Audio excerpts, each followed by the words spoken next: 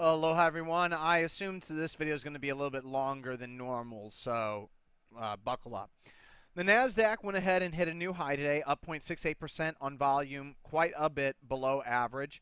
The continuation of distribution, heavy volume distribution, followed by lower volume price rallies higher, continues, and it's quite possible, that this is a massive liquidation that's going to take 5 to 10 years to occur, and then all hell breaks loose and the market never comes back.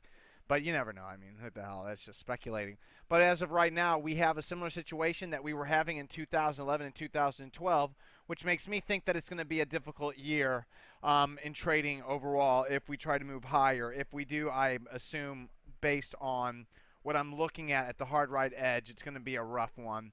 So the Nasdaq is hitting new highs on below average volume, and on top of that, the Russell 2000 is also trying to hit new highs on below average volume. I'm taking 50% of my SRTY hedge that I have left on, and trust me, it's itty bitty, so there's no point. Technically, if you want to get rid of it all, you can. However, like I told you, it's going to take a close above 1172.40 before the full thing comes off. So 50% more of it's going to come off. Now, in all saying this, look at the Russell 2000. 1, 2, 3, 4, 5, 6, 7, 8. 8 straight days up. On the Nasdaq, we also have 1, 2, 3, 4, 5, 6, 7, 8 straight days up. If this isn't short-term overbought, I don't know what is. And especially with it coming on below average volume, makes it even a little bit more problematic. 1, 2, 3, 4, 5, 6, 7, 8. 7 out of 8 sessions over here for the New York Stock Exchange. So you can see we're just in a very overbought territory on all these indexes. That's not to say overbought can't get more overbought. If you look at the long-term MACD, they've just now turned positive on all of these indexes. So we can obviously continue to move higher. But still, I just find it a little bit disconcerting that here we are again after a very heavy volume sell-off, this time with some major cracks in individual stocks that were rounding to new highs. The good news is that following that today, I got some bases out there. FLTX, this is a stock that our chat room wizard, who is killing it, likes. FLTX, as you can see, is creating a base. OLED is creating a base. This is another one he loves. And then as you can see what QCore has done since completing its base, it moves higher. So there are some stocks making bases out there, which makes me positive. However, I still have a big problem with what I'm seeing on commodities. Look at the DBC, look at coffee, look at oil, look at gold, look at silver. I just find that a little nerve-wracking. And or if we rally here with commodities moving up, we're going to finally start to see inflation coming into the market, because that's what all this is signaling.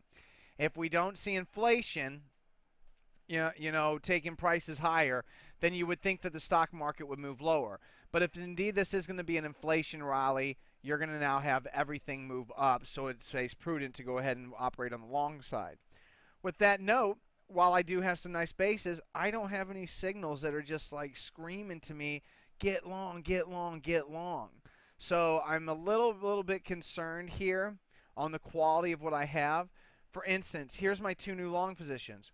YONG. YONG is a cheap stock, but clearly it's under some massive accumulation since August. And a weekly chart shows that off the lows. You can see massive accumulation in this stock since it came back from its halt. So it's a very interesting pattern for me, and with the market the way it is, I'm not going to be shy at trying to get long some of this. If I'm wrong, I don't risk anything really. So it's okay. The other new long is LendingTree.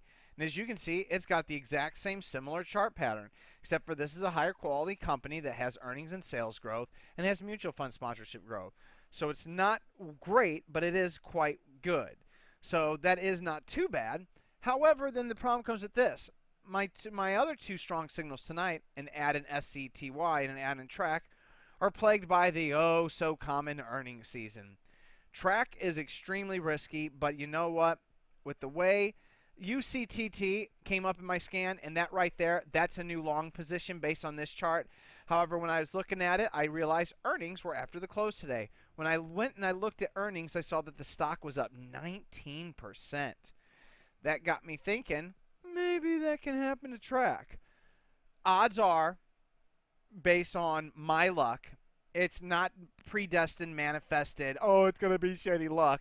It is, just happens to be my luck whenever I decide to do something stupid, what I'm about to do. You can decide not to do it if you like. Track is going to be a 1% new long position, not a 2%er, because earnings are after the close tomorrow. However, based on UCTT, I'm going to go ahead, since I thought that should be a new long, going to go ahead and chance it and go and take a 1% position. SCTY, I'm also chancing. It has earnings, I do believe, next Monday, making this new long position very risky.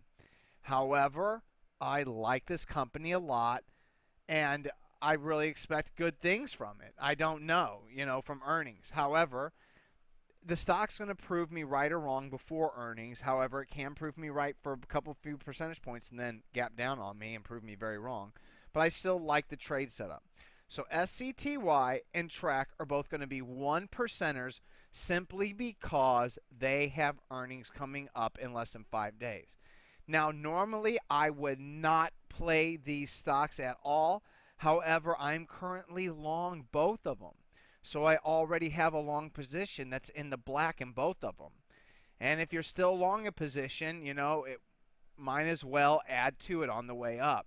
It is a very risky proposition buying Track and SCTY ahead of earnings, but I'm going to go ahead and make the plunge because I believe at this point I'm a near 50% to 52% cash and about 48% long. So I have more cash than long exposure, which I'm okay with following this technical setup of an 8 straight day V-shaped move higher in the stock market. This is not a market I prefer buying, so I don't feel bad being slightly underinvested here. If this market's for real, you can be sure we're going to have a pullback at consolidation and then a breakout higher. Then we can look at more higher quality stocks. Following the pullback we just had January into February with that kind of volume, nah, I'm very okay being positioned the way I'm positioned. Have a great Thursday, everyone. Aloha. Or is it Wednesday? A great Wednesday, everyone. I just can't tell on Maui. Maui every day is like the next day really out here. The weather never changes. Seasons never changes. What are you going to do? Aloha.